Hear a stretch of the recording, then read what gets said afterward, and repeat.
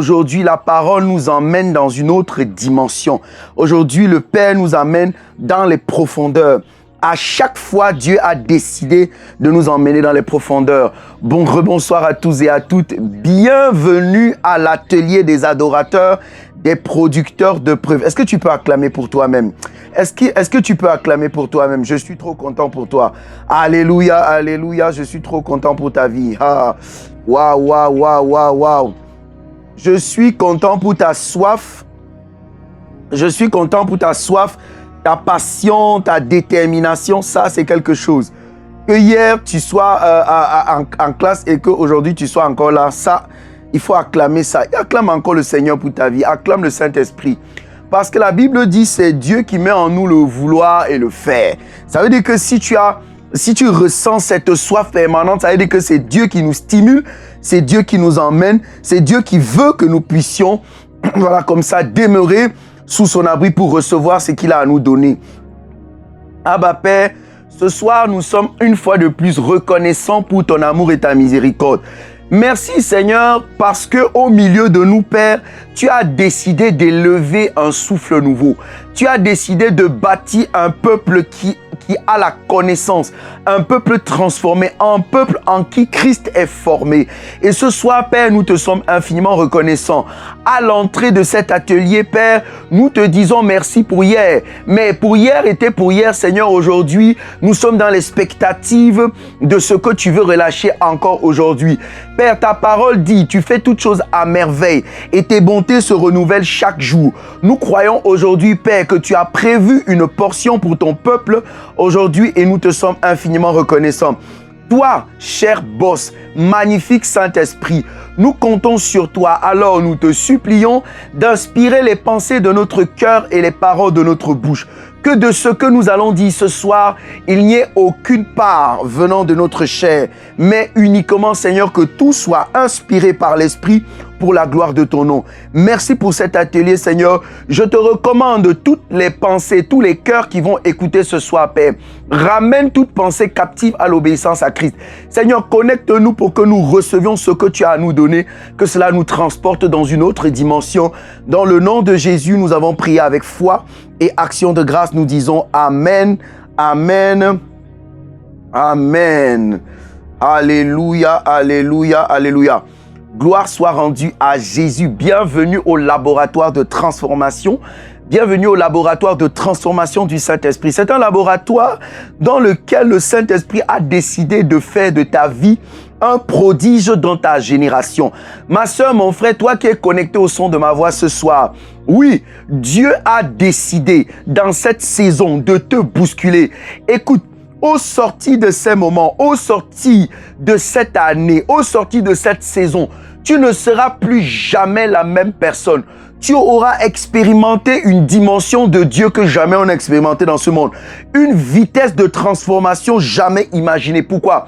Parce que Dieu a déposé ses bagages devant ta porte. Dieu a déposé ses bagages dans nos vies. Il a décidé de réparer tout ce qui était cassé. Il a décidé de nous donner un avenir et de l'espérance. Et nous lui sommes infiniment reconnaissants. Alléluia. Alors, bienvenue à cet atelier spécial et le thème que le Saint-Esprit nous a donné pour ce mercredi, nous sommes dans le mois de l'alignement et on a commencé, le Saint-Esprit a commencé à expliquer avec ministre Eric, l'alignement c'est le fait de se connecter à la source. S'aligner, c'est revenir sur les chemins de Dieu, revenir sur la trajectoire si on avait fait les sorties de route, c'est s'aligner sur la pensée de Dieu, c'est s'aligner sur les projets de Dieu, c'est entrer en Dieu et Dieu en nous. Est-ce que quelqu'un comprend ce que je vais dire? Le mois de l'alignement, ça veut dire que c'est le mois où si tu n'avais pas encore fait le pas dans les profondeurs, dans l'intimité de Dieu, c'est le moment maintenant de faire un pas. Tu entres en Dieu et Dieu en toi. Le Seigneur Jésus a dit, « Oh Père, je te rends grâce car tel tu es, tel nous sommes dans ce monde. Mais Seigneur, je te rends grâce parce que je suis en toi et toi en moi. » Aïe, aïe, aïe. Donc, en fait, le mois de l'alignement, ça signifie Dieu en nous, hein? Dieu en nous et nous en Dieu. Donc c'est un mois extrêmement intéressant. C'est un mois extrêmement extraordinaire car c'est le mois où nous expérimentons le surnaturel divin. Parce que Christ en nous, c'est l'espérance de la gloire. Christ en nous, c'est la manifestation de la puissance de Dieu dans notre génération. Alléluia. Alléluia. Et toujours dans la même lancée, dans le couloir de l'alignement, le Seigneur nous a donné un thème ce soir. Et le thème qu'il nous a donné, c'est les clés de l'alignement sur l'accomplissement des desseins du Père à la croix par Jésus-Christ. La Bible nous dit que Dieu a conçu des projets. Jérémie 29, 11. Il y a des projets, il y a des desseins. Et le Saint-Esprit m'amène souvent à dire que Dieu n'est pas oisif. C'est-à-dire que Dieu, c'est un Père que chaque chose qu'il fait, il le fait pour un but. Il a conçu le monde pour un but. Il a tout organisé pour un but. Et il a décidé de nous emmener dans l'accomplissement de ses desseins. Et nous voyons comment pouvoir nous aligner sur ses desseins. Tout ce qu'il a accompli à la croix par le sacrifice de Jésus. Mais en guise d'introduction, toujours en guise d'introduction, cher peuple de Dieu, j'aimerais vraiment te partager quelque chose que le Saint-Esprit a mis sur mon cœur. C'est que l'une des choses, j'espère que tu es connecté, attache ta ceinture, on va décoller maintenant. L'une des choses les plus tristes dans ce monde est que la plupart des hommes pensent qu'ils ont le contrôle. L'une des choses les plus tristes, est-ce que tu réalises ça? L'une des choses les plus tristes dans ce monde, c'est que certains hommes ont l'impression qu'ils ont le contrôle. Ils ont l'impression qu'ils ont le contrôle. Et tu vas même entendre certaines personnes dire « j'ai le contrôle ». Que j'ai le contrôle, je gère. C'est une folie. Écoute ce que la parole de Dieu dit. C'est une folie de dire « j'ai le contrôle ». Hein? C'est vraiment une folie de dire « j'ai le contrôle ». Regardez ce que la parole de Dieu nous dit. Jean chapitre 15, verset 19. Voici ce que la parole nous dit. Il dit « Nous savons que nous sommes de Dieu et que le monde est sous la puissance du malin. » Est-ce que tu comprends ça? Je relis ça pour toi. Jean 15, 19. Nous savons que nous sommes de Dieu et que le monde est sous la puissance du malin. Le monde dans lequel nous vivons, ce monde dans lequel nous vivons est sous la puissance du malin. Ça veut dire que le monde-ci est sous la puissance du diable, si tu ne comprends pas bien. Le monde-ci dans lequel on vit est sous la puissance du malin. Il est sous la puissance du diable. Et nous devons être conscients, parce que le monde est sous la puissance du diable, nous devons faire très attention. Nous devons faire très attention. Aucun être humain ne peut dire qu'il a le contrôle. Chacun est influencé par un esprit. Et réalisez que la plupart des hommes ne sont pas nés de nouveau. Donc Dieu n'est pas en eux. Et si Dieu n'est pas en eux, comment peuvent-ils dire qu'ils ont le contrôle? Comment une personne qui n'a pas Dieu en lui peut-il dire qu'il a le contrôle? Vous voyez que les gens s'auto-séduisent. Lorsque vous voulez parler de Jésus à quelqu'un, il dit « laissez vos choses des églises là. Moi j'ai le contrôle, je gère l'histoire. » Et la conséquence, c'est que vous allez voir les gens après être broyés par la vie, être conduits par les ténèbres. Ils seront après des instruments entre les mains du diable, ils ne vont même pas réaliser. Ce ne sera pas ton partage au nom puissant de Jésus.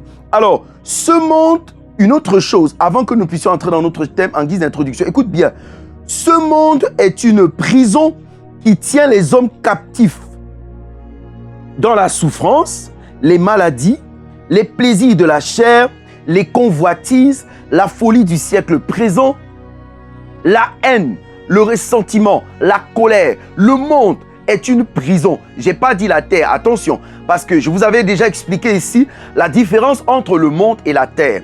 La terre, c'est le lieu physique, matériel sur lequel nous nous trouvons. C'est le cosmos. Maintenant, le monde, c'est le système de pensée, le système de l'école. Par exemple, pour être médecin, tu as besoin de connaître les éléments de la médecine et tout ça. Donc, le système de pensée qui fait fonctionner la Terre, on appelle le monde. Donc, c'est important de comprendre ça. Alors, c'est une prison. Et alors, ce monde-là, c'est quoi? C'est une prison dans laquelle les gens sont enfermés. Il y a les gens qui sont enfermés dans la colère, la haine, le ressentiment, le mépris. Ils sont tellement opprimés, tellement oppressés. Tu te poses la question comme, mais c'est compliqué. Alors, la Bible dit dans Jean chapitre 8, verset 32, il dit, vous connaîtrez la vérité et la vérité vous rendra libre. Alors, vous comprenez donc que on ne peut rendre libre que quelqu'un qui est prisonnier.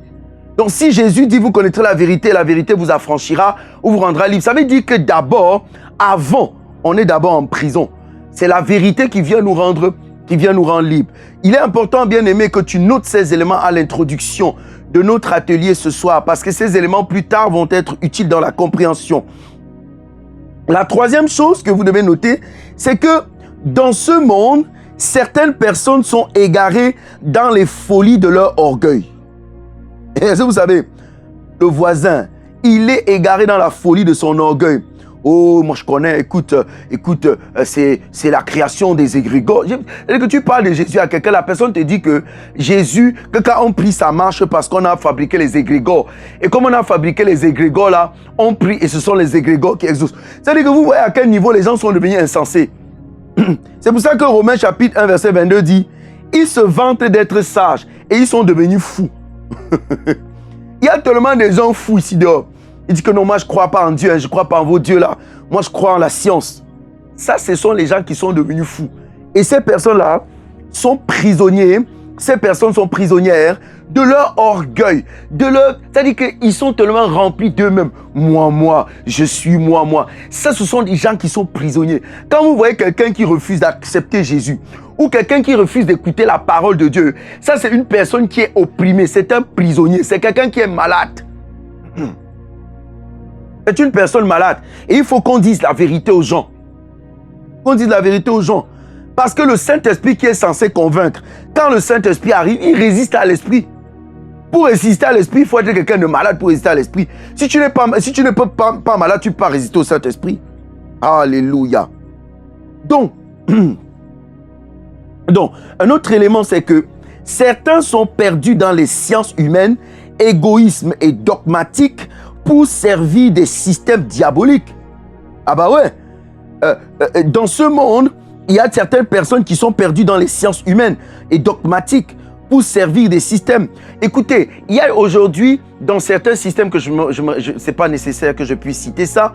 Donc il y a énormément de systèmes, on appelle même souvent église, des systèmes dogmatiques qui n'ont pas pour but d'édifier ou de libérer l'homme, mais ces systèmes ont pour but de conserver l'homme prisonnier. De conserver l'homme prisonnier dans un système, parce que étant fidèle au système, il sera épié, il sera absorbé, il sera utilisé pour le bien-être du système. Malheureusement, les personnes sont utilisées pour le bien-être du système et leur propre vie, quand tu regardes leur propre vie ne reflète même pas Christ. Leur propre vie ne reflète même pas Christ. Pourquoi? Parce que rien ne peut se produire quand on sert un système. C'est Jésus qu'on doit servir. Ce n'est pas un système qu'on doit servir. Et beaucoup de gens sont prisonniers des systèmes.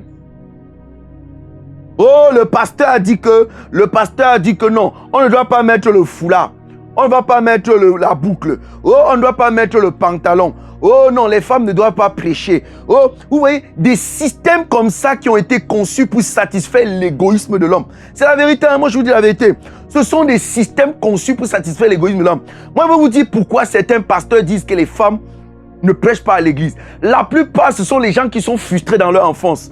Ils sont frustrés dans leur enfance. Peut-être certains n'ont pas eu de mère, ou certains ont vu leur père taper leur mère, battre sur leur mère, et ils ont eu une image péjorative. Alors quand ils lisent la parole de Dieu, ils n'ont pas le filtre, ils n'ont pas un regard de l'amour de Dieu, mais ils ont plutôt un regard qui est nourri par leurs expériences passées, leurs expériences déplorables dans leur enfance et pendant leur période de maturation. Il y a un certain pasteur ou certaines personnes ont été frustrées dans la vie. Peut-être il était marié et puis il a une histoire avec sa femme. Et tout de suite, à partir de cette expérience, dans l'église, il va imposer une dogme selon laquelle la femme n'a pas le droit de parler à l'église. Mais ce sont les frustrations. La Bible nous enseigne qu'avec Jésus, il n'y a plus ni juifs. Il n'y a plus de juifs ni les... Comment on les appelle là? Il n'y a plus ni femme ni homme. Sachez-le. Déjà même, quand Jésus est ressuscité, nous étions censés être des païens, donc des personnes qui ne veulent pas bénéficier de cette grâce, de la grâce de son salut. Mais parce que son salut a libéré tout le monde, les femmes peuvent prêcher.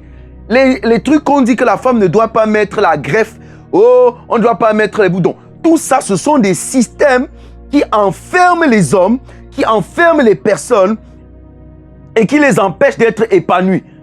C'est un système. Et c'est un système diabolique, ce n'est pas un système de Dieu. Alors, dans l'ignorance des hommes, en quête de solution, dans l'ignorance, les hommes en quête de solution se livrent aux marabouts, agents du diable, qui vont piller leur étoile et leur grâce. Ah ouais? Il y a des personnes qui, en quête de solution, vont se livrer aux marabouts. Les marabouts sont les pillards. Vous avez dit ça. Les marabouts sont les pillards. Ce sont les gars qui font quoi? Quand tu viens, ils regardent ton étoile, ils prennent ton étoile, ils s'en vont vendre ça dans le monde spirituel pour pouvoir s'enrichir. C'est pour ça que personne dans cette communauté ne doit plus jamais aller chez un marabout. Plus jamais, au nom puissant de Jésus. En tout cas, moi je sais que tu as enseigné et que tu fais partie d'une autre catégorie. Alléluia, nous bénissons le Seigneur. Pas de marabout, tu n'as pas besoin de marabout. Jésus habite en toi. Dieu le Créateur habite en toi. Le Christ habite en toi. Toi, tu peux chercher quoi chez le marabout? Oh, toi, tu es plus puissante que le marabout?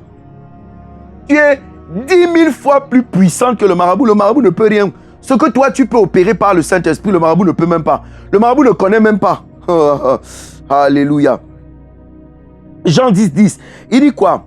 Le voleur ne vient que pour dérober, égorger et détruire. Mais moi, je suis venu afin que mes brebis aient la vie. Là, c'est le Seigneur Jésus qui parle. Quand il parle du volet, il parle de qui? Il parle du marabout. Ce sont les voleurs. Vous voyez donc le système dans lequel le monde se trouve. Des personnes sont tellement désespérées, tellement opprimées, tellement oppressées qu'ils vont aller se recommander au marabout. Et le marabout, à son tour, va piller leur vie, va piller leur avenir, va piller leur destinée. Et ces personnes qui étaient appelées à briller dans la vie vont se retrouver misérables dans les carrefours. Pourquoi? À cause du désespoir, à cause de ce que le monde est sous la domination de Satan. C'est parce que le monde est sous la domination de Satan qu'on vit toutes ces choses. On vit toutes ces choses. Mais le Seigneur a un regard sur nos vies. Alors, du haut de son trône, alors, vous remarquez que en vous citant ces quelques situations par lesquelles les gens passent, vous connaissez déjà, j'en ai parlé plusieurs fois ici, on a des foyers disloqués, des enfants drogués, on a énormément de situations, je n'ai cité que quelques-uns. Donc vraiment, le monde est sous la domination de Satan. Le monde est opprimé. Il y a les gens qui sont esclaves de la pornographie. Il y a des gens qui sont esclaves de l'oppression. Il y a les gens qui sont esclaves de la maladie. Ils ne parviennent pas depuis longtemps à sortir d'une quelconque maladie. Ils sont opprimés, oppressés. Donc, le diable a décidé d'opprimer les hommes. Pourquoi? Souvenez-vous que les gens sont les gens sont opprimés uniquement à cause de la nature d'Adam qu'ils ont. Les gens sont opprimés uniquement à cause de la nature d'Adam. Ça veut dire que si l'homme avait conservé la nature à la création, si Adam n'avait pas été corrompu, il serait impossible au diable de venir toucher à la vie de quiconque. Donc les hommes sont dans les ténèbres à cause de la nature corrompue, c'est-à-dire Adam, l'ADN d'Adam qui a en l'homme et qui donne autorité au diable de venir agir dans la vie des gens. Alors, mais Dieu a un plan. Alors, du haut de son trône, attristé, notre Dieu Père regarde avec compassion et décide de déployer le plan du salut pour les hommes à travers Jésus-Christ. Est-ce que quelqu'un me suit? Donc après tout ça, en face de toutes ces situations, Dieu décide donc que non, l'homme ne restera pas toujours comme ça. Alors il déploie son plan de salut en envoyant Jésus à la croix. Alors Jésus vient sur la terre, je ne vais pas reprendre l'histoire.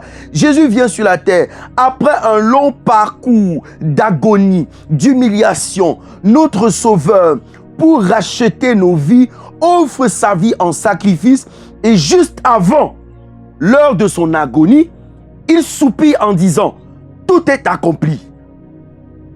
Vous voyez, quand il vient sur terre, il soupire, il porte c'est-à-dire qu'il porte la croix, on l'humilie, on crache sur lui, on le déchire. Et lorsqu'il va à la croix, on le cloue sur le bois. Mais juste avant de pouvoir remettre l'esprit à Dieu, notre Sauveur dit, tout est accompli.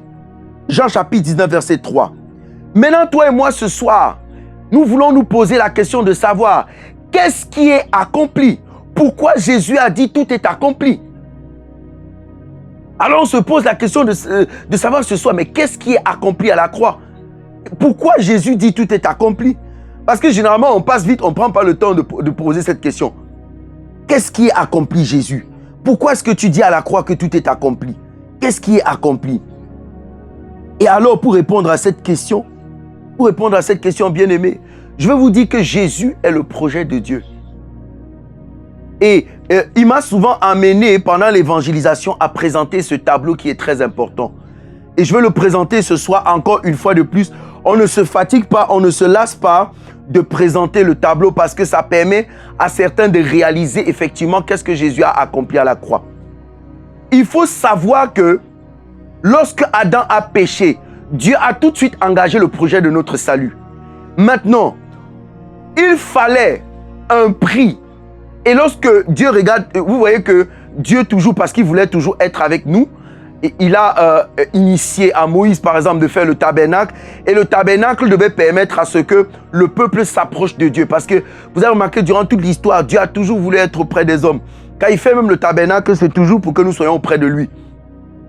Maintenant, et même pour s'approcher de lui à cette époque-là, qu'est-ce qu'on fait? On sacrifie les chèvres. On sacrifie les chèvres. Maintenant, il se trouve que la valeur de l'homme soit supérieure à toutes les chèvres qu'il y a sur cette terre. Donc, il faut réaliser que l'être humain, la valeur de l'être humain est out chronos. Donc, mon frère, ce soir, l'enseignement que tu peux tirer rapidement de cette partie en guise de parenthèse, c'est que quand tu humilies ton enfant, quand tu humilies ta femme, il faut faire très attention. Sa valeur est out chronos. On ne peut pas acheter un être humain. Il n'y a rien dans ce monde. Il n'y a rien. Même si on vend tout, même si on prend tout l'argent de Dangote, on rassemble l'argent de tous les hommes riches de ce monde. Ça ne peut pas acheter un être humain. La valeur d'un homme est out chronos. Donc en tant qu'enfant de Dieu, en tant qu'adorateur, c'est une chose que tu dois savoir. C'est que ta valeur n'est pas dans ce monde. Dans le temps compté, si dans le temps chronos, si ta valeur ne se trouve pas. Ta valeur est en dehors du temps. Ça veut dire qu'il n'y a rien sur cette terre qui peut te racheter. Ni l'or, ni argent, rien ne peut te racheter. Il fallait donc que Dieu quitte son trône parce que Dieu, le Christ, est out chronos. Il est lui aussi en dehors du temps et sa valeur est au-dessus. Donc, c'est pour ça que Jésus, Dieu, pour déployer son projet en face des souffrances des hommes, envoie le Christ qui va se livrer, qui va mourir à la croix pour racheter les vies des hommes. Il va mourir à la croix et alors le sacrifice qu'il va donner à la croix étant, c'est le sacrifice de sa vie qui pèse sur la balance et qui peut racheter les hommes, qui peut racheter nos vies. Donc quand Jésus mourait à la croix, quand on le pointait les mains, quand on pointait ses mains, personne, il se souvenait de toi, hein. Il pensait déjà à toi. La Bible dit Dieu connaît toutes choses. Il savait déjà qu'un jour tu aurais besoin du salut. Alors, lorsqu'à la croix, qu'est-ce qui se passe? Maintenant, lorsqu'à la croix, il dit tout est accompli. Qu'est-ce que ça veut dire? Allons voir un peu ce que ça veut dire. Il a payé 1 Corinthiens chapitre 7 verset 23. 1 Corinthiens chapitre 7 verset 23. Il dit, vous avez été rachetés à un grand prix. Ne devenez pas esclaves des hommes. Vous avez été rachetés à un grand prix. Ne devenez pas esclaves des hommes. Faites très attention, ma soeur. Alors, quand Jésus dit tout est accompli, ça signifie quoi? Ça signifie qu'il a payé le prix pour les péchés de tous les hommes. Son sang royal a payé pour rendre les hommes libres. Tout à l'heure, nous étions en train de dire que les gens sont esclaves de ceci, esclaves de cela. Alors, lorsque Jésus dit tout est accompli, ça signifie que toutes ces personnes qui sont esclaves, désormais peuvent être libres. Avec la mort de Jésus et sa résurrection à la croix, il a rendu toutes ces personnes libres. Est-ce que quelqu'un me suit? Toutes ces personnes sont libres. Vous voyez que c'est pour ça que c'est une responsabilité d'annoncer la bonne nouvelle aux gens. Toutes ces personnes qui sont opprimées par la maladie, qui sont dans les situations compliquées, ces personnes, lorsque Jésus dit tout est accompli, il vient là en le disant, il annonce la liberté des hommes. Il annonce la guérison. Il annonce énormément de situations. Alors, maintenant, on va se poser la question, celle de savoir, mais pourquoi alors Jésus, comme il est mort sur la croix, il a rendu les hommes libres? Mais pourquoi est-ce que les hommes aujourd'hui sont encore dans la souffrance? Vous devez savoir, comme je vous ai dit récemment, rien dans le royaume spirituel, dans le monde spirituel, rien n'est gratuit. Jésus a accompli, c'est fait. Maintenant, chacun doit aller récupérer ça. Récupérer ce salut, cette liberté pour lui. C'est la connaissance de la vérité. C'est en recevant Jésus la vérité, en ayant connaissance de cette bonne nouvelle que nous allons annoncer dans le monde. C'est cette connaissance-là qui va affranchir ton voisin, ton cousin, ton mari qui ne connaît pas Jésus. Parce que généralement, les gens sont dans la culpabilité et demeurent dans la culpabilité en croyant que non, Dieu ne les aime pas. Comme ils sont dans le péché, comme ils sont tout le temps au bar, non, Dieu les en veut. Non. Il faut que les gens sachent que quand Jésus dit tout est accompli, il s'agit de quoi? Il s'agit de cet affranchissement-là, de cette liberté. Il a payé le prix pour tous les péchés de tous les hommes. La Bible dit qu'il a payé pour nos péchés passés, présents et à venir. Aïe, aïe, aïe, aïe, aïe. Il a payé pour nos péchés passés, présents et à venir. Donc, mon frère, ma soeur, si tu es connecté ce soir au son de ma voix, je te rappelle que tu dois être libre de toute culpabilité. Aucune culpabilité ne doit peser sur ton cœur. Pourquoi? Dans le cadre de ta relation avec Dieu, Dieu t'a affranchi. Désormais, il n'y a aucun péché qui pèse sur toi. Regarde ce qu'il dit. Il dit, il a effacé l'acte dont les ordonnances nous condamnaient, en les clouant à la croix. Colossiens chapitre 2, verset 14. Il a l'une des choses, quand il dit tout est accompli, ça veut dire que les péchés des hommes, les péchés d'Adam qui demeuraient et qui parlaient contre les hommes, qui éloignaient les hommes de Dieu, ce péché à moi à la croix, l'accomplissement de sa mort, a effacé ces péchés. Est-ce que quelqu'un me suit? Il nous a, regardez, lorsque Adam pêche, nous sommes séparés de Dieu. Nous, ça dit qu'on n'a même plus le droit. Les gens prient, mais leur prière, c'est dans le vide. Leur prière, c'est dans le vide. Donc, nous sommes séparés de Dieu lorsque Adam pêche. Mais qu'est-ce qui se passe? Regarde ce qui se passe. Lorsque Christ meurt, les péchés là qui pesaient et qui parlaient contre nous, qui nous séparaient de Dieu, il a effacé. Donc, en effaçant ce péché, nous sommes désormais justes devant Dieu. Comme il dit Colossiens. Maintenant, il a fait quoi? Il nous a réconciliés avec le Père. Vous connaissez un peu ça. Il nous a réconciliés avec le Père, car son sang nous a purifiés. Donc là où tu es là, tu es réconcilié avec Dieu. Maintenant, remarquez que quand Jésus meurt, le rideau du temple se déchire. Beaucoup de gens croient que c'est le film et qu'on a mis cette partie dans le film pour que ça fasse beau. Ma soeur, si tu as vu Jésus de Nazareth, tu vas remarquer que quand Jésus rend l'esprit au Père, quand Jésus dit tout est accompli et il remet l'esprit au Père, regarde ce qui se passe. Le rideau du temple se déchire. Et c'est quel temple? C'est le temple que Moïse a bâti, dans lequel il y avait une séparation. Le grand rideau là séparait quoi? Le lieu très saint où il y a Dieu, du lieu saint où le sacrificateur pouvait se placer. Donc la séparation qui existait entre le peuple et Dieu, le rideau se déchire pour symboliser que désormais, il n'y a plus de séparation. Donc quand je dis souvent ici, les gens rient, vous ne comprenez pas ce que ça veut dire. Ça veut dire que désormais, tu as accès directement à Dieu. Lorsque Jésus meurt à la croix, nous avons accès directement au Père, directement. Ça veut dire que si tu veux prier, tu n'as plus besoin de passer par Konsamba Bouddha. Tu n'as plus besoin de passer par les saints, comme nos frères disent souvent, ils ne réalisent pas. Tu n'en as plus besoin. Écoute, c'est la vérité. Je ne dis pas ça pour te sortir de l'église catholique, pour t'envoyer dans les églises rêvées. Parce que je connais ce que le diable pense. Je connais ce qu'il y a dans la tête du diable. Est-ce que quelqu'un peut fermer son micro? Donc, je connais ce que le diable pense. Parce que quand on dit ce genre de choses, le diable met dans le cœur des gens qu'il est comme ça en train de te demander de quitter l'église catholique. Je te dis la vérité, mon frère. Lorsque Jésus meurt à la croix, le rideau du temple se déchire.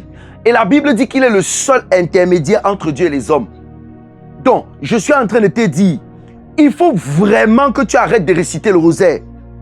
Ce n'est pas une question de religion. Mais je te dis la vérité, il faut vraiment que tu arrêtes le rosaire. Il faut que tu commences à prier le Père. Abba Père, je te loue. Le Seigneur Jésus dit, quand vous priez, dites, notre Père qui est aux cieux. Tu dois prier le Père dans le nom de Jésus. Et tu finis ta prière par au nom de Jésus. Il faut vraiment que tu laisses Marie tranquille. Il faut vraiment que les gens arrêtent de commettre des erreurs. Ce sont des erreurs graves. Ce sont des erreurs graves. Et je vous expliquais ici pourquoi aujourd'hui les gens prient Marie. Je vous expliquais ça. C'est pas que j'ai les problèmes avec les gens. J'ai aucun problème avec les gens. Je veux juste vous éviter de demeurer dans les erreurs et de commettre les erreurs. Quand tu pries Marie, tu annules le sacrifice de Jésus. Tu rends nul le sacrifice de Jésus quand tu pries Marie. Ça veut dire que la personne n'a pas accepté. C'est pour ça que quand tu es catholique, quand tu es à l'église catholique et que tu veux naître de nouveau, tu dois confesser Christ. Parce que la mise en application, la prière des saints, les machins, trucs, ça montre que la personne n'est pas réconciliée avec Dieu. Ça montre que la personne n'a pas accepté que Jésus est mort pour elle. Parce que la mort de Jésus fait quoi? Établit une relation entre Dieu et toi. Tu pars dans le secret, tu dis Seigneur, Seigneur, tu t'adresses désormais directement à Dieu. Est-ce que quelqu'un me suit? J'espère que vous comprenez ce que je suis en train d'expliquer par le Saint-Esprit. Il nous a délivrés de la puissance du diable et nous a donné tout pouvoir sur lui. C'est là où tu es, non? Quand Jésus dit tout est accompli, il t'a donné à travers cette phrase le pouvoir sur le diable. Le diable ne peut rien contre toi. Tu dois savoir, le diable, c'est une vérité établie. Le diable ne peut pas. Il dit dans Luc chapitre 10, verset 19, il dit, je vous ai donné le pouvoir de marcher sur les serpents, les scorpions, sur toute la puissance de l'ennemi. Tu as reçu le pouvoir. Tout pouvoir a été donné à Jésus et Jésus nous a donné. Le diable n'a aucun pouvoir. Il vient parfois là devant les gens, il danse le tcha-tcha, et les gens ont peur. Ne crains pas. Lorsque Jésus meurt à la croix, il a récupéré tout pouvoir. Luc chapitre 10, verset 19. Alléluia. Il faut comprendre ça. Il a fait de nous, voilà une autre chose qui s'est accomplie à la croix, parce que nous sommes, pour les personnes qui viennent de nous rejoindre, nous sommes en train de parler de ce qui s'est passé à la croix, de pourquoi Jésus a dit tout est accompli. Tout est accompli, pourquoi? Parce que Jésus, en mourant à la croix, a fait de nous des enfants de Dieu.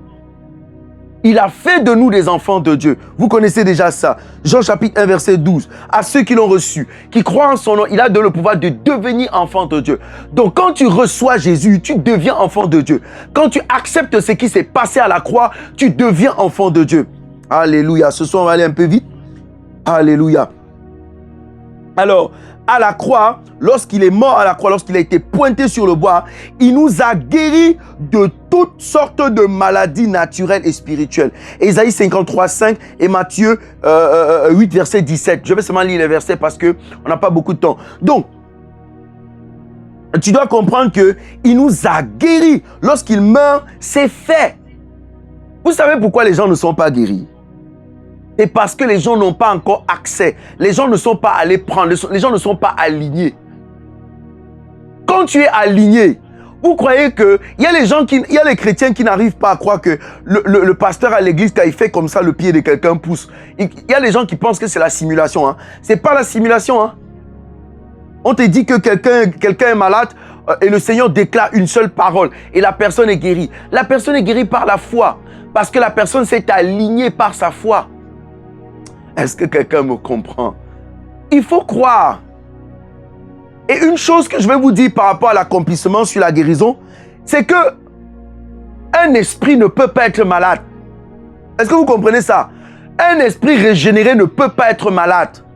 Et nous sommes des esprits régénérés. Donc il est impossible que nous soyons malades. Jésus a réglé le problème de la maladie. Maintenant, voici ce qui se passe. Si tu pars à l'hôpital, on te dit que tu vois la cicatrice sur ton pied ou une blessure sur ton pied. Écoute, ce n'est pas parce que la blessure est sur ton pied que tu es malade. Non. Ça, c'est la réalité. La vérité, c'est que la blessure n'existe plus. Et quand tu t'alignes sur cette parole, tu vas voir la blessure disparaître. Est-ce que quelqu'un comprend ce que je dis? Ça veut dire que si tu pars à l'hôpital, on te dit que tu as telle maladie. Tu dis que non. Ça, c'est la réalité. La vérité, c'est que je ne peux plus être malade. Et plus tu vas dire ça, tu vas te rendre compte que la maladie là va disparaître. Expérimentez ça, mon frère. Expérimente ça. Je dis ça pour que le Saint-Esprit te dise ça pour que tu expérimentes. Expérimente ça. À un moment donné, tu vas te rendre compte que la maladie là a disparu. Parce que ta focalisation n'est plus dessus. Tu as fait perdre la force à la maladie a disparu. Jésus a déjà résolu le problème de la maladie. Donc lorsque nous avons la foi, nous entrons simplement, nous nous alignons dans ce que le Seigneur Jésus a fait à la croix. Alléluia. Alors une autre chose qu'il a accompli à la croix, c'est que il a pris nos fardeaux et nos souffrances pour nous donner la paix. Il y a les gens qui ont tellement de situations, le cœur pèse, les problèmes à gauche. Écoute, quand Jésus part à la croix, quand on le pointe, quand il dit tout est accompli, ça veut dire que tous les fardeaux là, Jésus a pris ça. Il a pris ça à la croix. Et quand tu donnes ta vie à Jésus, tu donnes aussi tes fardeaux à Jésus. Fais confiance à Jésus. Laisse tes fardeaux en partant. Parce qu'il y a les gens qui viennent à la croix à rencontrer Jésus. En partant, ils portent encore leur fardeau. Ils partent. Il vient à la rencontre de Jésus à la croix. Au moment où il part, il porte encore ses fardeaux. Il dit, Jésus, donne-moi mes fardeaux, je pars avec. Il descend de la montagne. Il commence à dire, ouais, je vais faire comment pour manger aujourd'hui? C'est encore compliqué, hein? Ouais. Non. Quand tu viens à la croix, tu laisses ça. Tu laisses en partant. Une autre chose qui a été accomplie à la croix, c'est que de riche qui était, il s'est fait pauvre pour nous rendre riches dans le monde-ci jusqu'à l'éternité. Regarde, Jésus s'est fait pauvre. Les gens ne croient pas. Moi, je vais toujours m'arrêter quand il s'agit, parce que le Seigneur m'a suffisamment enseigné sur l'argent et nous sommes très, très détendus dans cette communauté. Quand il s'agit de l'argent, nous sommes très détendus. Nous avons une bonne relation avec l'argent parce que nous ne servons pas maman, nous servons Dieu, nous servons le roi des rois. Alors, quand on dit que Christ s'est fait pauvre pour nous rendre riches, quand Jésus accomplit, il met à disposition le moyen par lequel nous devons entrer en possession de cette richesse qu'il a obtenue à la croix. Et ce sont les libéralités, les offrandes, les dîmes. Il n'y a pas un autre moyen, ma soeur, pour être riche avec Dieu. C'est que c'est ta semence qui produit la moisson abondante. Et il faut le savoir. Christ s'est fait pauvre pour que nous puissions être enrichis. Ça veut dire que c'est quelque chose qui est déjà là. C'est quelque chose qui est disponible, mais nous devons le prendre par la foi. Je vous ai déjà enseigné là-dessus. Alléluia. Alors, qu'est-ce qui a été accompli à la croix? Je peux citer comme ça, il y a énormément de choses. C'est que il a pris toute stérilité dans le corps d'une personne. Jésus a pris les stérilités et il nous a donné la fécondité. Donc toute personne qui est stérile, qui vient à la croix de Jésus, il laisse la stérilité là-bas et il prend la fécondité pour marcher dans la fécondité. Jésus nous a donné la fécondité. Il n'y aura pas de femme stérile à Optimum. Il n'y aura pas d'homme stérile à Optimum. Que ce soit la fécondité sur le plan financier ou sur le plan biologique, il n'y aura pas de stérile dans cette communauté. Il n'y aura ni d'homme ni de femme stérile. Moi, je vous dis, si on avait dit à l'hôpital que tu es stérile, bienvenue dans la fécondité. Lebro Shakamaya, Rokosimaya. Est-ce que quelqu'un me suit? Oh. Donc, si on avait dit que tu es stérile, ma soeur, crois-moi, c'est le moment d'expérimenter la fécondité. J'espère que tu es marié. Là, je m'adresse aux mariés. Je ne me demande pas parce que si tu n'es pas marié, tu te couches sur le lit, tu vas porter l'enfant. Ne fais pas ça. Au son de ma voix ce soir, toute femme stérile, qu'on avait dit qu'elle était stérile, au son de ma voix ce soir, au nom puissant de Jésus, tu conçois, tu deviens féconde. Au nom puissant de Jésus. Toute personne qui était asséchée, dont les finances étaient asséchées, maintenant, je déclare au nom puissant de Jésus, je déclare maintenant, tu deviens productif, tu deviens fécond, tu deviens productif sur le plan financier. Tu deviens productif sur le plan financier. Maintenant, au nom puissant de Jésus. Yes. Ne blague pas. Hey, ne joue pas. Alléluia. Donc, vous comprenez que tout ce dont nous avons besoin dans ce monde pour être heureux, quand Jésus dit tout est accompli, Jésus dit tout ce dont vous avez besoin pour être heureux sur la terre désormais est disponible. Ma soeur, toi qui m'écoutes ce soir, écoute, quand la Bible dit tout est accompli, ça veut dire que tout ce dont tu as besoin pour être heureuse, pour être en santé, pour être en paix sur cette terre, Jésus a réglé le problème à la croix. Ça veut dire que désormais c'est disponible. Maintenant, comment faire? Puisqu'on dit que c'est disponible et que beaucoup de gens sont nés de nouveau et qui n'ont pas encore vu ces choses. Alors, comment faire maintenant pour entrer en possession de ces choses? Comment faire pour s'aligner? Alléluia. Comment faire pour s'aligner? Je vais vous donner quelques astuces, quelques clés pour s'aligner. Comment on fait pour s'aligner? Je vous dis. La première des choses, vous connaissez déjà. Pour s'aligner, c'est non négociable. La première des choses pour s'aligner, c'est qu'il faut naître de nouveau. Ne me dis pas, ne viens pas ici me dire que mon père était catholique, ma mère était catholique. Mon frère, c'était ton père qui était catholique. Que non, je suis catholique aujourd'hui parce que mon père et ma mère étaient catholiques. Ça n'a rien à voir. La première condition pour t'aligner sur ce que Jésus a fait à la croix, c'est que tu dois être réconcilié avec Dieu. Ça veut dire que tu dois donner ta vie à Jésus. Tu dois confesser de ta bouche. Tu dois confesser publiquement. Tu dois demander, tu dois te réconcilier avec Dieu. Si quelqu'un ne fait pas ça, ça veut dire que la personne est remplie d'elle-même. Ça veut dire que le cœur de la personne est rempli d'orgueil. Ça veut dire que la personne est disqualifiée. Vous connaissez non la famille. Vous connaissez qu'ici on dit la vérité. On dit la vérité. Bien-aimé, tu es béni, tu es la bienvenue. Toi qui viens de te connecter ce soir à notre communauté. Bien-aimé, bienvenue. Ici, nous on dit la vérité. On n'a pas peur de la vérité. Si quelqu'un n'est pas né de nouveau, il est disqualifié. Parce que je ne veux pas m'asseoir ici, je ne veux pas venir prendre le micro ce soir pour parler, pour vous embrouiller, pour vous laisser dans le mensonge. Non, je ne fais pas ça, je vais vous dire la vérité. Celui qui n'est pas né de nouveau est d'office disqualifié. Ça veut dire que tout ce qui a été accompli à la croix ne le concerne pas. C'est mis à disposition pour toutes les personnes qui veulent. Maintenant, la nouvelle naissance, ce n'est pas quelque chose qu'on achète avec l'argent. C'est une genre. Tu viens à la croix. Tout à l'heure, le ministre Eric va te donner la possibilité. Si tu n'es pas encore né de nouveau, ne te déconnecte pas. Et si le réseau dérange, continue à te connecter jusqu'à ce programme fini. Continue à insister parce que aujourd'hui, Dieu te donne l'occasion de te réconcilier avec lui. Dieu te donne l'occasion ce soir de te réconcilier. S'il y avait des choses qui ne marchaient pas dans ta vie, je te mets à défi. Tu te réconcilies avec Jésus. Si ça ne continue pas non, change mon nom. Les choses vont commencer à fonctionner. Regardez, les choses commencent à fonctionner dans la vie de quelqu'un quand il est réconcilié avec Dieu. Les bénéfices, les bénédictions de Dieu s'accomplissent seulement quand on est réconcilié avec Dieu. Donc il faut savoir ça. Alors, une autre chose, donc la première condition, c'est qu'il faut naître de nouveau. La première clé, c'est la nouvelle naissance. Maintenant, la deuxième clé, nous devons sortir. Écoutez bien. Jésus, avant d'aller à la croix, on l'a sorti de Jérusalem. On l'a traîné. On l'a traîné et on l'a amené à la montagne de Golgotha.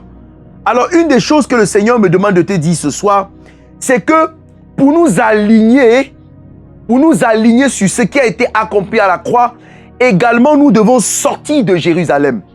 Nous devons sortir de Jérusalem. Ça signifie quoi? Nous devons sortir pour nous rendre à la montagne de Golgotha auprès de la croix de Jésus-Christ. C'est-à-dire, nous devons nous détacher des bruits du monde, des évolutions technologiques, de la mode. Il y a énormément de bruit dans le monde. Oh, Novelas TV, oh ceci, oh les nouvelles séries, oh les films, le bruit, oh on a tué un tel. Donc, il y a tellement de choses. La mode, les iPhone 7, tout ça constitue des bruits qui te défocalisent.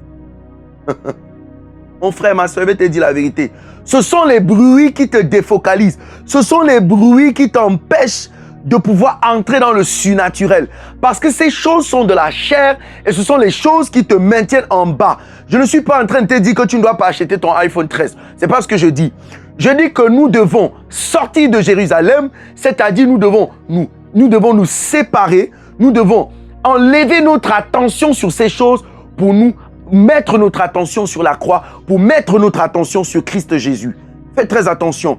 Parce que toutes ces choses, ça distrait. Tu n'as même pas le temps de lire la Bible. Tu n'as même pas le temps parfois. Quand on dit aller à l'église le dimanche, les gens n'ont pas le temps. Pourquoi? Les gens veulent dire, non, je dois faire tel business. Je dois faire le bruit. C'est-à-dire que le temps qu'on devait prendre pour prier, ce sont le temps où on est en train d'écouter que, oh, Samuel, le toit a tapé, les gens l'ont fait qu'à foutre. Oh, ce sont les bruits de Jérusalem. Ce sont les bruits qui doivent sortir de Jérusalem. Sors de Jérusalem ce soir. Sors au nom puissant de Jésus. Sors. Et tu dis, je sors au nom puissant de Jésus. C'est ça.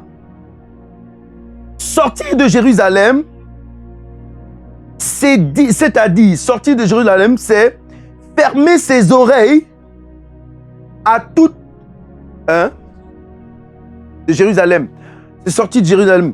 Alors, sortir, c'est fermer ses oreilles à tous les dires qu'on a autour de nous et c'est ne pas avoir honte de Dieu. Est-ce que vous me suivez? Luc chapitre 9, verset 26 dit, si quelqu'un a honte de moi, j'aurai honte de lui. C'est Jésus qui dit, hein. Parce que parfois, lorsque tu veux sortir de Jérusalem, on va commencer à dire, oh, elle est partie dans les églises là. Et tu vois, il y a des personnes, c'est pas toi, c'est la voisine. Donc, la voisine commence à avoir honte. Quand elle veut même se connecter, on envoie même le lien pour se connecter. Elle sait qu'elle pourrait partager à 20 personnes dans son répertoire. Qu'on se retrouve ici à 200. Elle dit que non, maman, si je partage le lien de la communauté, si le type là parle soir, après il parle même en langue, il fait papa. On va dire que je suis entré dans les églises là. Non, je ne peux pas moi partager le lien si. Bêta, je me connecte seul. Ce ne sera plus ton partage au nom puissant de Jésus. Tu n'auras plus jamais honte de Dieu. Tu n'auras plus honte de Dieu. Tu n'auras plus honte de Dieu. Tu n'as pas honte de Dieu. Sortir de l'Égypte, c'est ne plus avoir honte. Parce qu'en Égypte, il y a le bruit. En Jérusalem, pardon. Il y a le bruit à Jérusalem. À Jérusalem, on va te dire que oh, tu es entré dans les églises. Ça, c'est Jérusalem. Ça, c'est le bruit qu'il y a à Jérusalem. Parce que quand Jésus est en train d'avancer vers la croix, il y a le bruit autour de lui. Oh, libérez Barnabas, sacrifiez Jésus. Ça, c'est les bruits. Dans les bruits. Alors, sortir de Jérusalem, c'est se détacher des amis et des commentaires inutiles et pervers. Est-ce que quelqu'un me suit? Sortir de Jérusalem, c'est se séparer des amis et des commentaires aux commentaires inutiles et pervers. Les amis aux commentaires inutiles et pervers. Oh mon gars, est-ce que tu as vu le pari fou hier? Hey gars, est-ce que tu as vu le match? Hey gars, hey ma copine, est-ce que tu as vu le nouveau sac Gucci? Est-ce que, oh ma soeur, est-ce que tu as vu ceci? Oh, des commentaires inutiles. Que hey, mon gars, est-ce que tu vois les cuisses de la fille là? Est-ce que tu vois, donc vous voyez, des amis avec qui il n'y a rien de constructif dans le commentaire. Des amis qui invitent au bar pour les bières. C'est-à-dire que ça, on doit sortir de Jérusalem, ma soeur. Ça fait parfois mal. On doit se déconnecter. On doit se déconnecter de ses amis. Les amis qui ne disent rien de bon. Vous êtes au milieu des amis. Les gars ne disent rien de bon. Hein. La seule chose qu'ils disent, c'est oh gars, hier je t'avais une petite. Oh gars, maman, les petites filles maintenant, c'est le genre qu'il me faut. C'est-à-dire que c'est pour ça que vous allez réaliser que moi, mes seuls amis, ce sont ceux qui aiment Jésus, qui marchent avec Jésus. Ne me demandez pas d'avoir les amis hommes. Non. Les seuls potes que j'ai, les seuls amis, ce sont les enfants de Dieu. Moi, je n'ai pas des amis, des gens qui ne craignent pas Dieu. Quel est le sujet de conversation qu'on va avoir? Quand tu as un ami qui est un barman, qui passe son temps à boire, dormir dans les rigoles, jouer au pari foot, passer son temps à chercher les femmes. Il y a c'est quel genre d'amis? Tu peux partager quoi avec lui? Il n'y a rien, tu peux rien partager avec lui. Sortir de Jérusalem, c'est se séparer des gens comme ça. Reste chez toi. Parce que ces gens vont t'intoxiquer. Parce que c'est au milieu de ces amis en Jérusalem là. C'est au milieu de ces amis là que les gens trompent leurs femmes. Hein. C'est au milieu de ces gens que les femmes deviennent bizarres au milieu des copines. Que les femmes qui étaient soumises, qui étaient les femmes sages, deviennent des femmes qui ne sont plus sages. Pourquoi? Parce que la copine a dit, regarde, tu as vu comment l'affaire de mariage, je t'avais dit l'affaire de mariage là, tu es entré même dans ton regarde comment tu es dans fané, oh, machin, elle montre, oh, le nouveau gars m'a donné un sac. C'est comme ça que la convoitise monte dans le cœur de la sœur. Et la sœur qui était une femme sage, qui était en train de bâtir un foyer selon le ciel, se retrouve dehors. Ce ne sera pas ton partage au nom puissant de Jésus. Ça ne sera pas ton partage. Ma sœur, coupe. Sépare toi et va à la montagne. Va à la montagne de Golgotha. Je vais te dire ce qui se passe à la montagne. Tout à l'heure, je vais te dire ce que tu dois faire à la montagne, mon frère et ma soeur. Je vais te dire, quitte là-bas, quitte le monde, va à la montagne. Quitte Jérusalem, monte à la montagne, va à la montagne. Au nom puissant de Jésus. Yes. C'est renoncer. Quitter Jérusalem aussi, c'est renoncer à tous les systèmes de pensée propres au monde. Je vous ai expliqué ce que c'est que le monde tout à l'heure. C'est renoncer au système de pensée. Oh, pourquoi est-ce qu'il m'a dit ceci? Oh, pourquoi est-ce qu'il me dit cela? En tout cas, il faut se méfier des gens. Hein. Oh, donc, il y a des systèmes bizarres. C'est-à-dire que le monde, sinon, quand vous commencez, quand vous vous alignez sur la pensée de Dieu, quand vous êtes aligné sur le royaume de Dieu, vous commencez à regarder, les gens commencent à vous regarder, les gens vont commencer à vous regarder de manière bizarre parce que vous n'êtes plus normal. C'est-à-dire que la norme de ce monde est bizarre. C'est bizarre. Quelqu'un a couché un enfant. L'enfant sort de la maison nu. Et ça ne lui dit rien. Est-ce que vous avez remarqué ça? C'est-à-dire qu'une femme, elle a couché un enfant. L'enfant sort de la maison, elle a 16 ans. Sa poitrine est à peine développée. Elle sort de la maison nue. C'est-à-dire qu'elle sort de la maison avec un tricot de nuit. Toute sa poitrine est dehors. C'est-à-dire la mère, ça ne lui dit rien. Non mais le monde, c'est bizarre. Le père est à côté. Et même le copain du père vient s'asseoir au salon. Il est en train de regarder les enfants jusqu'à ce qu'il apprécie les enfants. Mais ça ne dit rien au père. Hein. Mais ça, c'est le système de pensée du monde. Et l'ami du père qui vient voir la mère. Il vient à la maison, la mère est habillée avec un matelot. Elle est au salon. Son derrière est en train de balancer. C'est-à-dire que le père, ça ne dit rien. Non mais c'est bizarre. Vous ne voyez pas que c'est des pensées bizarres? Le monde aussi est tordu. C'est-à-dire que le monde est tellement tordu. Et c'est ça que les gens aiment. Un monde tordu. Il n'y a rien de bon dans ce monde. Hein. Il n'y a rien. Ne vous inquiétez pas. Il n'y a rien de bon dans le monde. Croyez-moi. Et c'est ça qui engendre l'impudicité, les tromperies, oh l'adultère, les trucs. C'est ça qui mélange tout. Et puis ça met les gens dans des situations compliquées. À toi, tu n'es pas dans ça au nom de Jésus. Je prie au nom puissant de Jésus que ces choses ne soient pas ton partage. Tu es un homme libre, tu es une femme libre. Ce sont les valeurs du royaume de Dieu qui pilotent ta vie. Ce sont les valeurs du royaume de Dieu. Ce ne sont pas les valeurs de ce monde. Ce ne sont pas les folies de ce monde. Au nom puissant de Jésus. Alors, une fois que tu es sorti de Jérusalem, tu vas maintenant monter. La deuxième étape, c'est aller à la montagne de Golgotha. Vous savez ce qui s'est passé à Golgotha? C'est à Golgotha que Jésus a été pointé sur le bois. Est-ce que vous comprenez? C'est à Golgotha que Jésus a été crucifié. Maintenant, une fois que nous allons arriver à Golgotha, la deuxième chose qui va se passer, c'est à la montagne de Golgotha, nous devons offrir en sacrifice nos vies pour que cette vie-là soit clouée sur la croix. C'est-à-dire que la vie bizarre d'Adam là, à Golgotha, tu dois laisser ça. Est-ce que quelqu'un me suit? La vie de maladie, la vie d'impureté, la vie bizarre là, à la croix, ma soeur, tu laisses ça là-bas. La Bible dit, Romains chapitre 12, verset 1, « Je vous exhorte donc, frères, par les compassions de Dieu, à offrir vos corps comme un sacrifice vivant, saint et agréable à Dieu, ce qui sera de votre part un culte raisonnable. » Ça veut dire quoi, offrir sa vie? Ça veut dire désormais se considérer comme étant une propriété, comme étant la propriété de Dieu, non pas notre propre propriété. Est-ce que quelqu'un me suit? Livrer sa vie à la croix, c'est se considérer comme étant la propriété de Dieu. C'est-à-dire que tu n'es plus la propriété de ton village, de je ne sais pas quoi. Tu es désormais la propriété de Dieu. Alléluia. Si ce soir vous êtes connecté et que le réseau dérange, insistez, connectez-vous davantage. Insistez, continuez à vous connecter parce que parfois le réseau dérange. Continuez, insistez, vous allez rester. Alléluia, que le Seigneur vous bénisse abondamment. Alors, donc, c'est désormais considéré comme étant la propriété de Dieu. Parce qu'en réalité, nous sommes la propriété de Dieu. Galates chapitre 3, verset 13. Tu peux lire ça. C'est se considérer comme étant la propriété de Dieu. Ma soeur, tu ne t'appartiens plus. Tu appartiens à Dieu. Parce que nous avons été rachetés à un grand prix. Souviens-toi de ce qui est écrit. Nous avons été rachetés, nous appartenons à Dieu. Donc quand tu livres ta vie à la croix, tu te considères comme étant la propriété de Dieu, tu ne t'appartiens plus. Ça veut dire quoi? Ça veut dire que tu ne peux plus faire ce que tu veux de ton corps. Tu ne peux plus faire ce que tu veux de ton corps. Désormais, tout ce que tu dois faire sur ton corps doit être conforme à la parole de Dieu. La deuxième chose, lorsque nous livrons notre vie à la croix,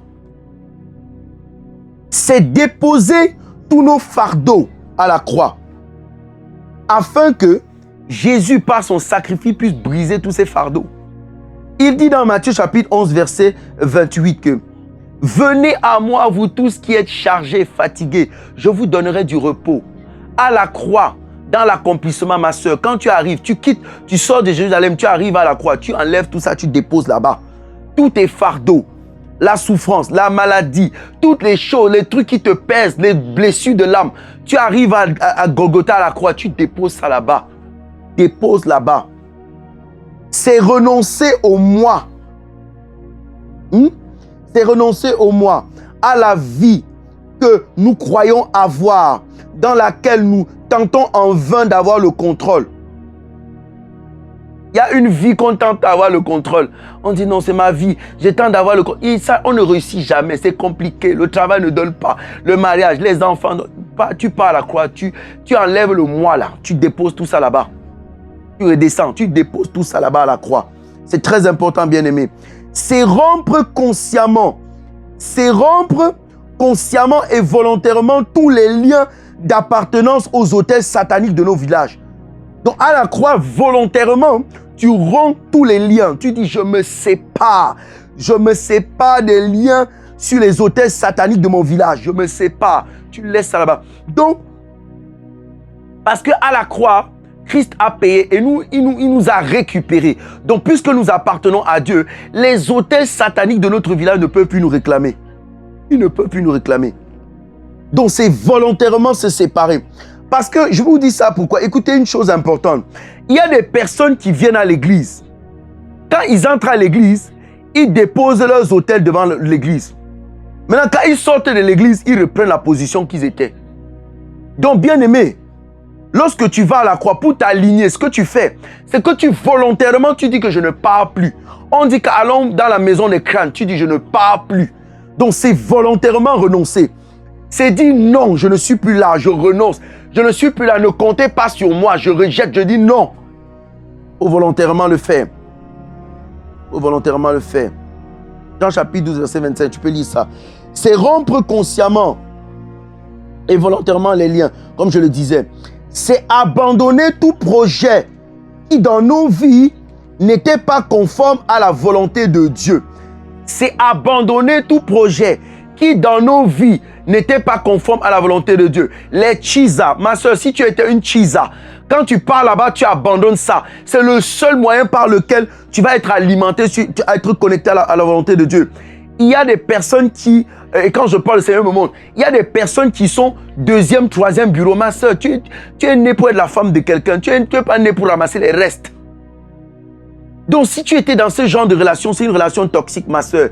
Clique sur quitter. Mon frère, toi qui as 24 femmes, si quelqu'un est connecté au son de ma voix ce soir et qu'il avait 24 petites, tu dois te déconnecter. Tu dois te déconnecter de tout ça. Parce que c'est une vie qui n'est pas conforme à la parole de Dieu. C'est une vie qui n'est pas conforme. Pour bénéficier du sacrifice, de toutes les bonnes choses que Jésus a libérées à la croix, tu dois te séparer. Il faut se séparer de ça. Il faut laisser. Et c'est les trucs que les gens racontent dans le monde que oh, non, il y a trop de femmes, il faut qu'on partage un peu pour que l'on laisse. C'est même pas ton monde. C'est pas toi qui as créé le monde là. Il faut laisser ça. Est-ce que quelqu'un me suit? Abandonner tout projet. Les projets de manipulation, les projets de ceci, il faut abandonner ça. Il faut abandonner ça. Ce n'est pas ce que Dieu veut.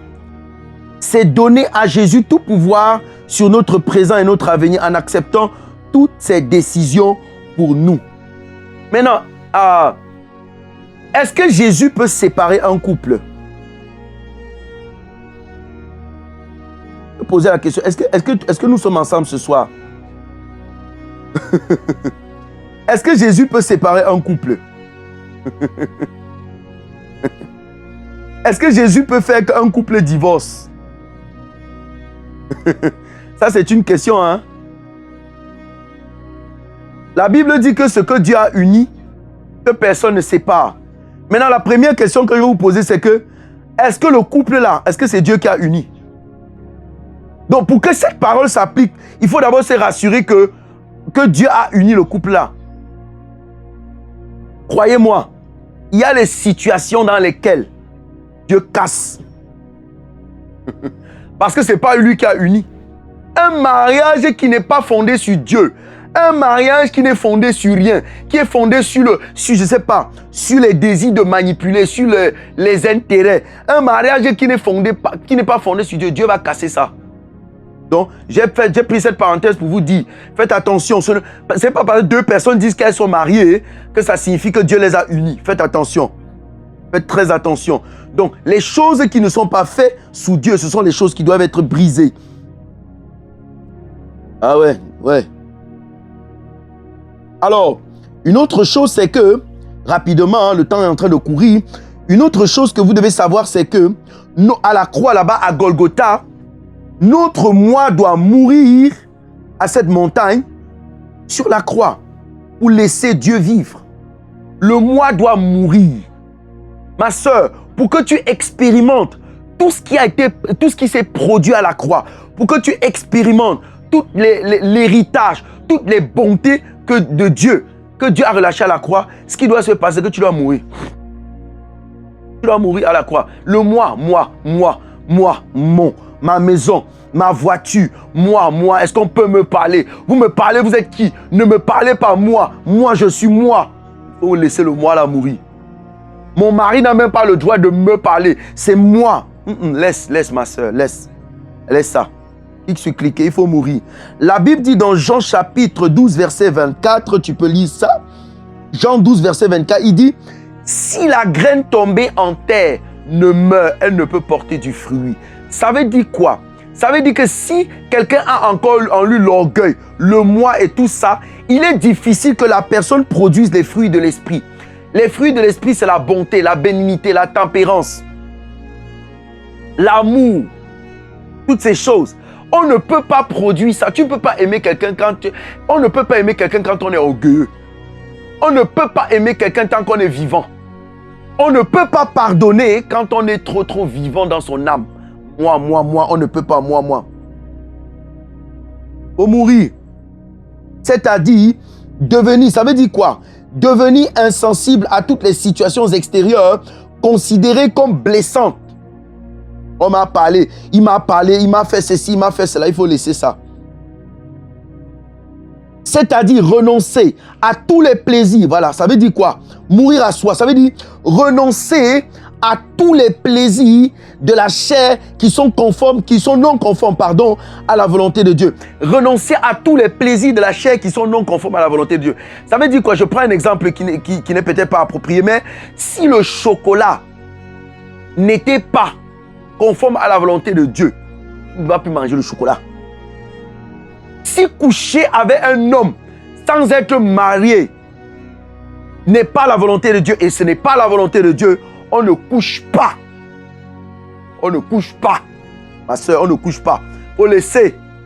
Mon frère, il faut laisser. On ne fait pas on n'entretient pas des rapports avant le mariage. Ça, c'est non conforme. Il faut mourir. Vous comprenez pourquoi beaucoup de choses ne se produisent pas dans les vies des gens. La Bible dit que ce sont nos péchés qui nous éloignent de Dieu. Et c'est lorsqu'on est connecté à Dieu qu'on bénéficie de ses grâces. Le péché est dangereux, ma soeur. Il faut se déconnecter ce soir au nom puissant de Jésus. C'est renoncer à tous les plaisirs de la chair qui sont opposés. Il faut mourir. C'est renoncer à tout orgueil, égoïsme, afin d'apprendre des autres. Il y a les gens qui connaissent déjà. Ils connaissent. Tu peux rien leur dire. Tu peux rien leur dire. Dès que tu veux parler, dis qu'ils connaissent. Non, je connais. Il faut être humble. Il faut être humble pour laisser les autres nous apprendre. Il y a une chose que j'ai appris, le Seigneur m'a permis ce soir de pouvoir parler au sein de cette communauté. C'est que si vous êtes un pasteur, vous êtes jeune, vous n'êtes pas encore entré dans votre ministère pastoral, et que les gens vous voient dans la saison de votre souffrance, le jour où vous allez devenir pasteur, ils ne vont pas croire. Ils vont mépriser votre appel. C'est pour ça que le Seigneur Jésus peut dire que le prophète n'est pas bien accueilli chez lui. Donc, si avant que vous ne deveniez pasteur ou de président ou je ne sais pas quoi, les gens vous voient dans votre époque de souffrance, ils vous voient lorsque vous êtes jeune, lorsque vous traversez les difficultés avant d'arriver à la manifestation de votre appel, les gens là risquent de mépriser. Ils vont peser votre appel, ils vont vous mépriser. Il faut faire très attention, mes frères et mes sœurs. Faites attention. La personne qui est, même ton cousin, ton petit frère qui est assis à côté de toi, ne le méprise pas. Faites attention. Parce que lorsque l'heure de Dieu arrive d'élever un homme, ça peut être la personne qui va sauver votre famille. Il ne faut jamais mépriser les gens. Il ne faut pas mépriser les gens. Jésus n'a pas pu faire les miracles chez lui, dans son village, à cause de ça. Parce qu'on l'a vu quand il était charpentier. On l'a vu scier le bois. Quand il a été revêtu de Christ et qu'il est devenu Dieu sur la terre, quand il commençait à délivrer les gens, il est allé dans son village pour faire du bien. Et les gens ont dit que laisse ça. Le gars qui était là au quartier, il me demandait 1000 francs. Laisse ça, dis donc. Est-ce qu'il peut faire quoi? C'est lui qui me demandait 1000 francs au quartier, non? Je vais manger les beignets avec lui. Je t'ai dit qu'il mangeait les beignets avec le gars là. Tu crois qu'il peut faire quoi? Pardon, laissez. Ma soeur, il faut quitter sur ça. C'est sûr que c'est la galère qui a fait, il a ouvert l'église. T'as dit, il y a les raisonnements. T'as dit que quand l'enfer se décide derrière quelqu'un, c'est sûr qu'il ne sait pas ce qu'il a fait. Pourtant, le gars là vient comme ça d'entrer dans sa destinée. Et parce qu'on l'a vu dans ces temps de difficulté, les gars organisent, ils ne croient plus. Ce ne sera pas ton partage au nom de Jésus. Miséricorde. Ah. Seigneur, aide-nous. C'est-à-dire renoncer à l'orgueil, voilà, c'est renoncer il faut faire attention, il faut renoncer à l'orgueil. Il ne faut pas juger les gens, il faut faire attention. Le Seigneur nous demande de ne pas juger. Ah, merci Seigneur. C'est abandonner, mourir c'est abandonner tout manque de pardon pour laisser vivre seul le Christ en nous. Parce que Dieu, Jésus-Christ est la source de tout pardon. C'est abandonner tout manque de pardon. Il y a les gens, tu vas le voir, la personne dit, moi, je ne peux pas, non, je ne peux pas lui pardonner. Non, quoi? Non, je ne peux pas. Non, attends, même si je pardonne, je ne peux pas oublier. Ma soeur, quitte là-bas. Parce que ce sont des encombrements qui t'empêchent d'expérimenter Dieu. Dieu ne partage sa gloire avec personne. Dieu ne peut pas partager ton cœur avec le manque de pardon. Dieu ne peut pas partager ton âme avec le manque de pardon. Non. Il faut laisser partir le manque de pardon pour que Dieu trouve le moyen de s'asseoir sur le trône de ton cœur. Ton cœur est précieux, c'est la maison de Dieu. Et le manque de pardon ne peut être là-bas. Il faut mourir, ça veut dire qu'il faut laisser le manque de pardon. Il faut laisser ça pour laisser Jésus vivre en toi. Alléluia. Il faut pardonner au nom de Jésus. Une autre chose, pour finir ce soir rapidement, pour s'aligner, il faut recevoir la vie éternelle offerte par Christ dans sa plénitude. Jean 10, versets 28 à 30. Ça veut dire qu'il faut se mettre en conformité dans notre relation avec Dieu. Ça veut dire quoi? Ça veut dire demander pardon à Dieu pour ses péchés, naître nouveau, demander pardon à Dieu. Il faut servir la grande commission, c'est-à-dire il faut annoncer la bonne nouvelle. Il faut être quelqu'un qui apporte constamment ses offrandes, ses dîmes, ses libéralités pour la construction de l'œuvre de Dieu. Donc il faut se mettre en réalité en conformité avec Dieu pour que la gloire de Dieu se manifeste. Il faut prier sans cesse et demeurer connecté à Dieu en permanence. Il faut prier. Il faut être quelqu'un qui prie. Parce que la prière aussi nous permet de télécharger tout ce qui a été relâché dans le surnaturel, tout ce qui a été accompli à la croix. Nous le téléchargeons dans le monde matériel à travers la prière. Est-ce que quelqu'un me suit? Nous devons passer du temps dans la parole. Passer du temps dans la parole. Méditer continuellement. C'est ça. Nous devons méditer continuellement la parole. Il faut faire attention. Tu ne peux ne pas méditer la parole et tu t'attends à ce que ce qui a été accompli à la croix s'applique dans ta vie. Non, c'est compliqué. C'est compliqué, ma soeur, c'est compliqué. Il faut écouter les enseignements et les formations bibliques continuellement. Il faut pratiquer la parole de Dieu dans l'amour par l'onction du Saint-Esprit. Il faut écouter les enseignements. Il faut être noyé. Donc c'est le seul moyen, bien-aimé, pour nous de nous aligner à tout ce qui a été accompli à la croix. Nous devons manifester l'amour. Nous devons écouter les enseignements. Nous devons pardonner. Nous devons mourir à nous-mêmes. Nous devons recevoir la vie éternelle. Nous devons aller. Et ces choses, on les reçoit à la montagne. On sort du monde et on part à la croix. Quand on arrive à la croix, on reçoit toutes ces choses dans nos vies. Et quand tu pries, maintenant, tu arroses tout ce que tu as reçu. Et pendant tous les gens qui te voient au village, ils disaient que la fille s'y a échoué. Oh, la fille s'y va mourir de maladie. On te voit. Les sorciers même qui avaient même donné ton nom chez le marabout pour qu'on te tue. Ils commencent à te voir, tu vis, tu rajeunis seulement. Donc, plus ils font les incantations, plus tu rajeunis. Plus eux vieillissent, toi tu rajeunis. Plus tu es en santé, eux ils sont malades. Eux ne comprennent pas parce qu'ils back to the sender. Tout ce qu'on a fait de mal contre toi, ça rentre chez la personne qui a fait. Back to the sender au nom puissant de Jésus. C'est ça, bien-aimé. Prends le temps d'écouter et de réécouter ces enseignements. Essaye par la puissance du Saint-Esprit de t'aligner. Et tu vas voir comment la gloire de Dieu sera manifeste dans ta vie au nom puissant de Jésus. Abba Père, nous prions ce soir, à la fin de ce moment. Père, nous prions afin que tu nous alignes. Tu nous alignes sur ta volonté, Seigneur. Accorde-nous la grâce de mourir à nous-mêmes. Accorde-nous la grâce, Seigneur, de déposer nos fardeaux à la croix. Accorde-nous la grâce, Seigneur, de sortir de ce monde, de sortir de Jérusalem, de sortir des bruits, de sortir des circonstances, Seigneur, pour venir à ta croix. Et lorsque nous sommes à la croix, Père, accorde-nous la grâce de déposer nos fardeaux et de ne plus prendre, de déposer nos souffrances, nos maladies. Parce qu'à la croix, Seigneur, tu as pris nos maladies. Merci ce soir, Père, alors que ce peuple t'écoute. Seigneur, merci parce que tu décharges le cœur d'une personne ce soir. Merci parce que tu guéris une personne ce soir par la puissance de la résurrection. Seigneur, merci pour tout ce que tu fais dans nos vies. Merci pour la parole de ce soir. Nous t'avons prié avec foi et action de grâce. Nous disons Amen, Amen, Amen.